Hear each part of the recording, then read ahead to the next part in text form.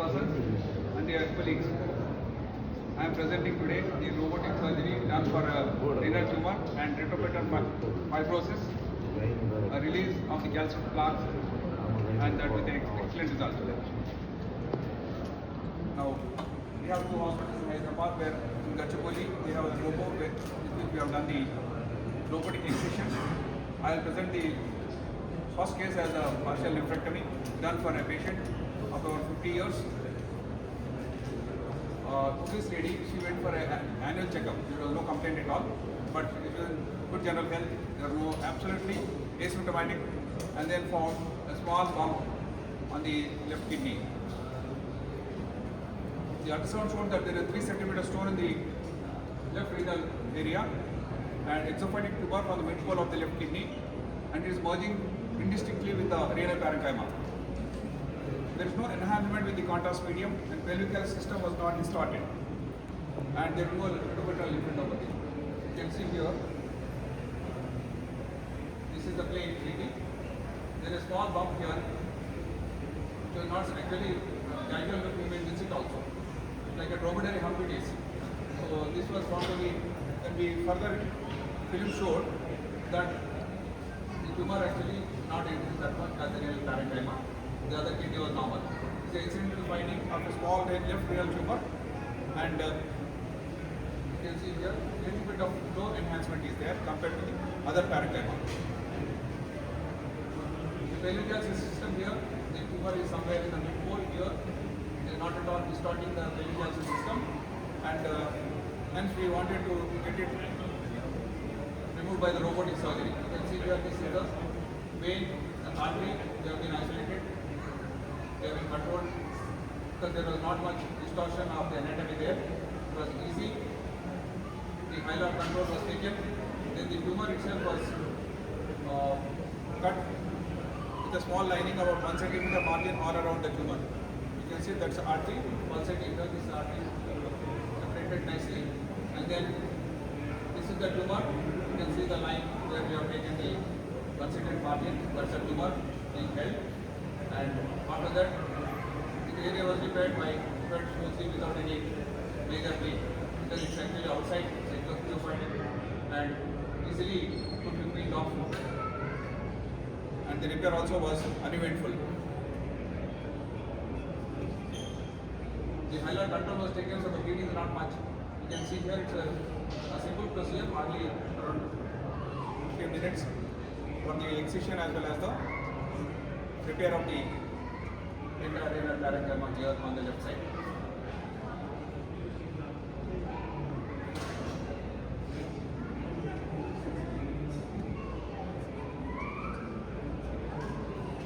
You can see here, this is the repair being done, and even after the repair, the distortion of the parenchyma was not much started. There was a smooth recovery. On the second post-op day, we have discharged her because brain was actually not doing anything.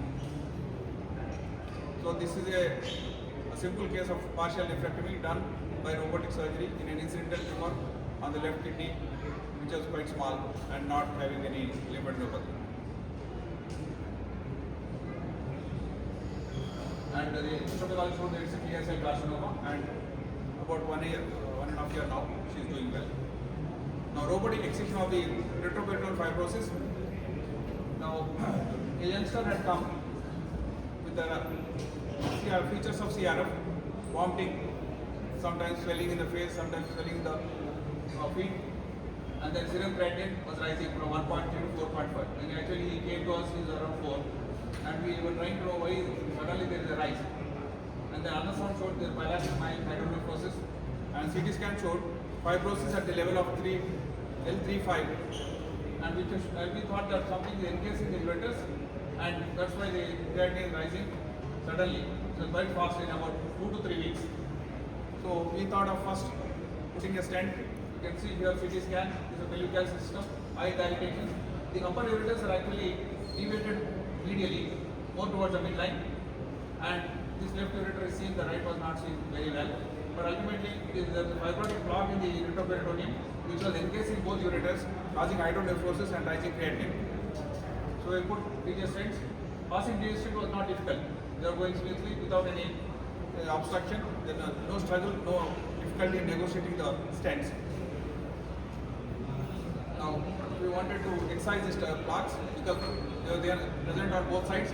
Right side plaques were excised first in the lateral equity position, and then the left was taken. After that, we changed the position because they are on both sides and their plaques were thick and tough.